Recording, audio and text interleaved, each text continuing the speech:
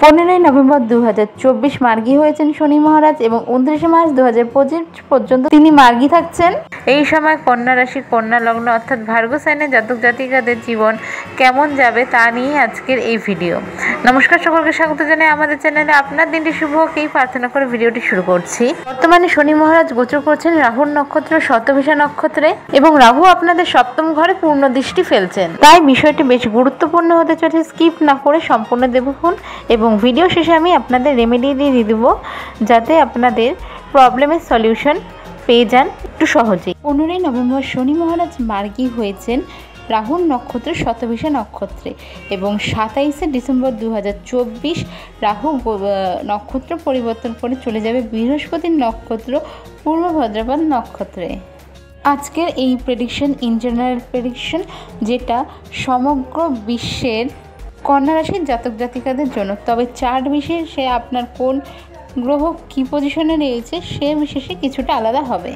কন্যা রাশির জাতক জাতিকারা কালপুরুষ রাশিচক্রের ষষ্ঠ রাশির জাতক জাতিকা। আপনাদের রাশির অধিপতি হলো বুধ। আমরা সকলেই জানি শনি মহারাজ যে গৃহে অবস্থান করেন সেই গৃহ বা সেই ঘরকে উন্নত করেন। এর সাথে সাথে আমরা এটাও জানি শনি মহারাজের 3টি দৃষ্টি রয়েছে, তৃতীয়, সপ্তম এবং দশম দৃষ্টি। তবে বিষয় হলো দৃষ্টি যে ঘর 3টেতে পড়ে সেই ঘরগুলোকে তিনি কিন্তু পীড়িত করেন। এবার দেখার বিষয় আপনাদের কোন কোন ঘরে শনির দৃষ্টি পড়ছে। আপনাদের রোগ, ঋণ এবং শত্রুর ঘরে কিন্তু শনি মহারাজ স্বমহিমায় বিরাজমান। তাই এ থেকে আপনারা কিন্তু মুক্তি পেতে চলেছেন, এটা বলাই যায়। দীর্ঘদিন ধরে যারা ঋণে জর্জরিত হয়েছিলেন তারা আস্তে আস্তে বের হতে পারবেন এই সময়। যারা বেকার যুবক যুবতী রয়েছেন তাদের এই সময় চাকরির সম্ভাবনা থাকছে। এই রাশির জাতক জাতিকা বা তার পার্টনার যদি বেশ কিছু সময় ধরে স্বাস্থ্য নিয়ে ভুগতে থাকেন তাহলে এই সময় তার থেকে আস্তে আস্তে রিকভারি করতে পারবেন। শত্রুপক্ষ এই সময় আপনার ক্ষতি করতে অক্ষম থাকবেন।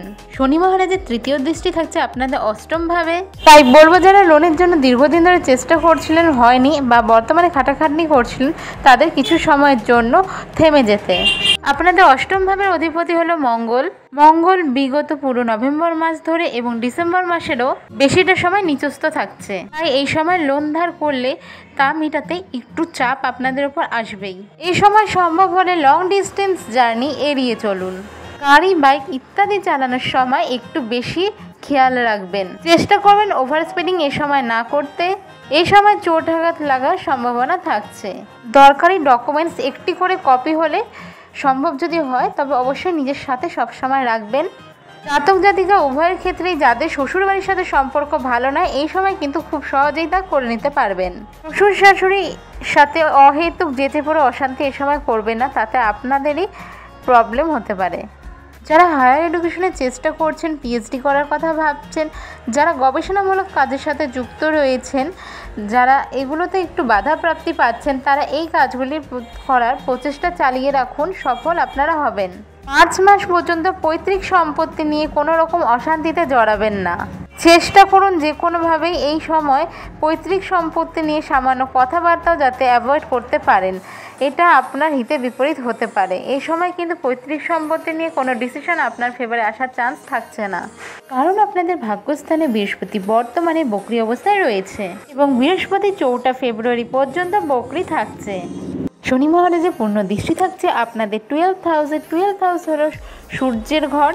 সূর্যদেব এবং শনিদেব সম্পর্কে পিতা পুত্র, তবে পিতা পুত্র হলেও তাদের সম্পর্ক আমরা সবাই জানি সূর্য ও শনির সম্পর্ক একদমই মলিন নয়। আর এই শনিদেবের পূর্ণ দৃষ্টি সূর্যের ঘরে কি ইঙ্গিত দিচ্ছে?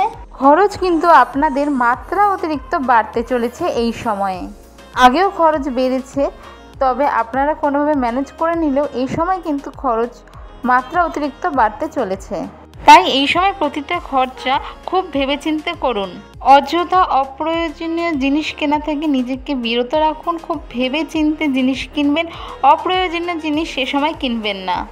অপ্রয়োজনীয় জিনিস না কেনার আরেকটি বিশেষ কারণ হলো শনি মহারাজ অযথা অপ্রয়োজনীয় বাজে খরচা পছন্দ করেন না। এই সময় আপনাদের ঘুমের প্রবলেম হতে পারে, তাই চেষ্টা করবেন যথেষ্ট পরিমাণ সময় মতো ঘুমানোর। এছাড়াও এই সময় নিজের মধ্যে একটু ভয় বা অ্যাংজাইটির প্রবলেম দেখা দিতে পারে। নিজের জন্য না হলেও অন্যের জন্য পুলিশ প্রশাসনের কাছে বা হসপিটালে আপনাদের যেতে হয়েছে, এবার কিন্তু তা আবার হতে পারে। তবে ভয় পাওয়ার কোনো সেরকম ব্যাপার নেই, কারণ এটা একটি জেনারেল প্রেডিকশন। আপনার জন্মছকে শনির পজিশন অনুযায়ী অ্যাকুরেট সব কিছু বলা যাবে। ঘুমে ব্যাঘাত, খরচের পরিমাণ এই সময় বাড়বে। তবে যারা অনসাইট যাওয়ার চেষ্টা করছিলেন তাদের জন্য এই সুযোগটা কিন্তু বেশ ভালো। শনি মহারাজের অন্তিম দৃষ্টি থাকছে আপনাদের 3rd হাউসে। এর সাথে সাথে রাহু এবং বৃহস্পতিরও দৃষ্টি থাকছে আপনাদের এই ঘরে। 27শে ডিসেম্বরের পর যখন বৃহস্পতির নক্ষত্রে গোচর করবে শনি মহারাজ, তখন থেকে আপনারা বেটার ইম্প্যাক্ট পাওয়াটা শুরু করবেন। 27শে ডিসেম্বরের আগে পর্যন্ত ভাই বোনের সম্পর্কের সাথে কিছুটা অবনতি হতে পারে, তাই খুব ভেবেচিন্তে কিছু করবেন। ইমার্জেন্সি কিছু সিচুয়েশনে রিস্ক নিতে হতে পারে, কারণ কথায় আছে নো রিস্ক নো গেইন।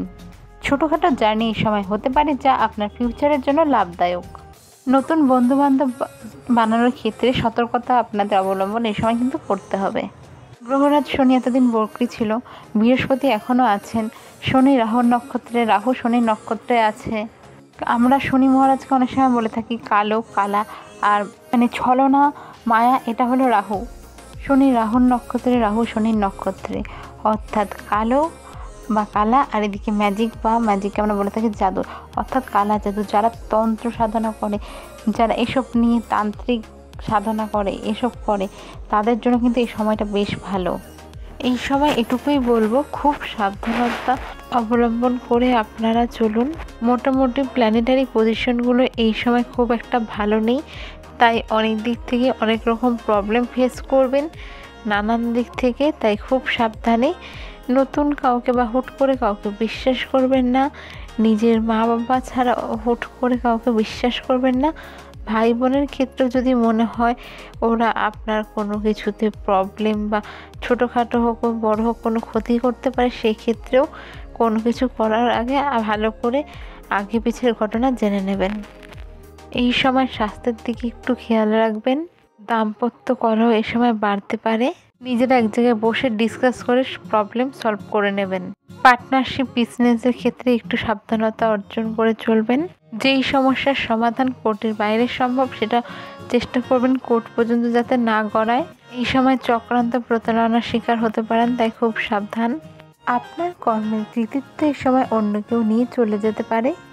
এই সময় কন্যা রাশির জাতক জাতিকা যারা স্টক মার্কেটে বা ট্রেডিংয়ের কথা ভাবছেন, যদি আপনাদের জন্মের তারিখে 1, 5, 7, 9 থাকে তবেই এগোন, নয়তো কিছুটা সময় বসে যান। স্টক মার্কেটের ক্ষেত্রে বলবো 27শে ডিসেম্বরের পর থেকে সময়টা ভালো। ডিসেম্বর মাসের পর থেকে আস্তে আস্তে স্টক মার্কেটে আপনারা লাভ করবেন এবং স্টক মার্কেট ঊর্ধ্বমুখী হবে। এরপর চলে যাব রেমেডিতে। আপনাদের কি করতে হবে, প্রথমে বলবো পারলে প্রত্যেক দিন সূর্য অস্ত যাবার পর হনুমানের বীজ মন্ত্র পড়ুন 108 বার, নয়তো 21 বার। শনিবার করে সর্ষের তেল আর বেগুন খাবেন না। সূর্য অস্ত যাওয়ার পর হনুমান চল্লিশার পাঠ করুন। শনি মহারাজ বলেন, ধর্মপ্রাণ হও, কর্মনিষ্ঠা হও, মাতৃভক্ত হও। তাই এই সময়টায় আপনাদের যদি সম্ভব হয় অবশ্যই এই 3টে জিনিস মেনে চলুন। তবে আরও একটা ব্যাপার রয়েছে, যেটা হচ্ছে অনেকেই ভুলে যায়। মাতৃভক্ত হওয়া মানে এটা নয় যে ঠিক ভুল চিন্তা করার ধারণা বা ঠিক ভুল বিবেচনার বুদ্ধি আপনার মধ্যে থাকবে না। এ সময় সম্ভব হলে বাসি খাবার অ্যাভয়েড করুন। আশেপাশে পরিষ্কার পরিচ্ছন্ন রাখুন, নিজে পরিষ্কার পরিচ্ছন্ন থাকুন, দিনটা প্ল্যান মাফিক কাটান। আপনি যদি এগুলো করতে পারেন, শনি মহারাজ কিন্তু আপনাকে দিন শেষে সুফল দিতে বাধ্য, কারণ তিনি ন্যায় ফলদাতা, কর্মফলদাতা। তাই আপনি যদি সঠিক কাজ করেন তার সঠিক ফল আপনি অবশ্যই পাবেন। এই জিনিসগুলো যদি করতে পারেন, কঠিন সময় থেকে খুব সহজেই বেরিয়ে আসতে পারবেন। এবার প্রতিকার আপনাদের ঠিক কি করতে হবে। প্রত্যেক শনিবার সূর্যাস্তের পর 108 বার শনির বীজ মন্ত্র জপ করুন। শনিবার করে নিরামিষ খাওয়ার চেষ্টা করুন। শনিবার দিন বেগুন এবং সরষের তেল খাবেন না। শনিবার করে সম্ভব হলে নিজের ছায়া দান করুন যে কোনো শনি মন্দিরে। সাথে আপনি কালো তিলও দান করতে পারেন। সাধ্য অনুযায়ী নিডি পার্সনকে হেল্প করুন। আজকের ভিডিওটা ভালো লেগে থাকলে অবশ্যই শেয়ার করুন। দেখা হবে পরের ভিডিওতে। রাধে রাধে।